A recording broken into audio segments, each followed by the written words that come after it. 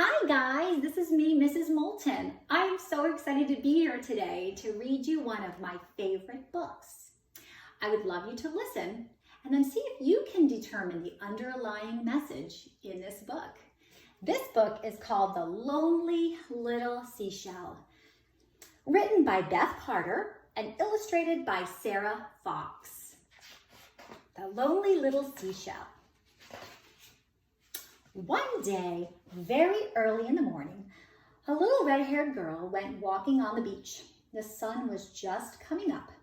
The little girl was carrying a bright blue bucket with a yellow shovel. A little seashell was lying very still on the sand. She had been tossed around all night long as high tide was coming in. The little shell had been carried by the waves up towards the sand dunes. She was all alone. The lonely shell sat there in the hot August sun of the day, far away from the water, where most people walked looking for treasures. The little shell sadly watched as other shells were being chosen and then placed gently into buckets. She wished someone would think she was pretty and special enough to go inside their bucket. The lonely little seashell thought to herself, please, always pick up the perfect, shiny, pretty shells nearest the ocean, please. I want to be picked up. I'm so plain looking though. I'm chipped and my color is very dull. No one wants me. During the day, the lonely seashell watched the little red-haired girl pick up many shells. During the night, the little shell gazed up at the stars, dreaming, wishing, and yearning. What's the shell yearning for?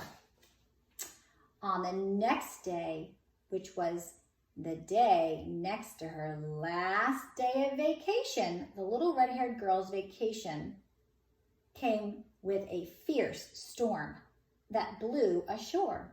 The little girl and her family had to stay inside all day and night with the windows and doors tightly shut. The wind blew hard and the rain fell in sheets.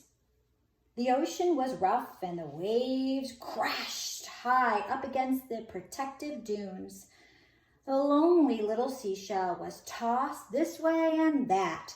She was flipped over and throughout the night. The next morning, the sky was clear of clouds and Carolina blue.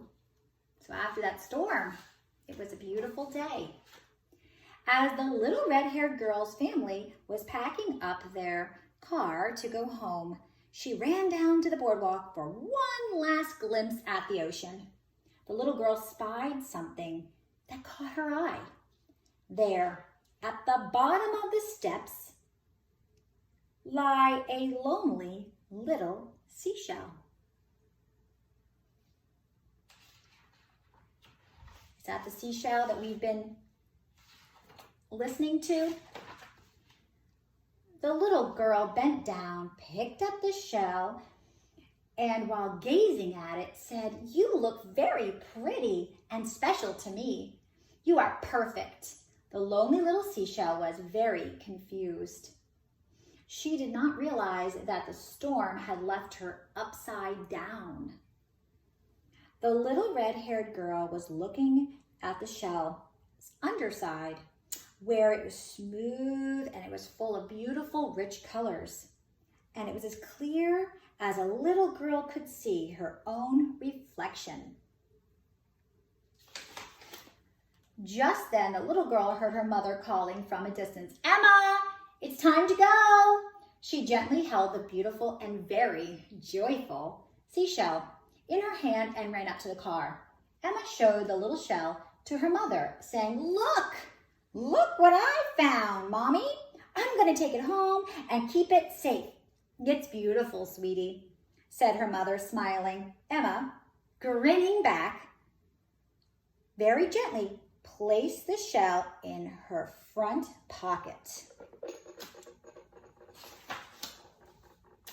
The lonely little seashell's wish had come true at last. Thanks to the unexpected storm, her inner beauty was finally revealed. Let us all remember that true beauty can be found within each of us. All you have to do is look for it. So I really love this story because it really makes me think about how people are beautiful in the inside.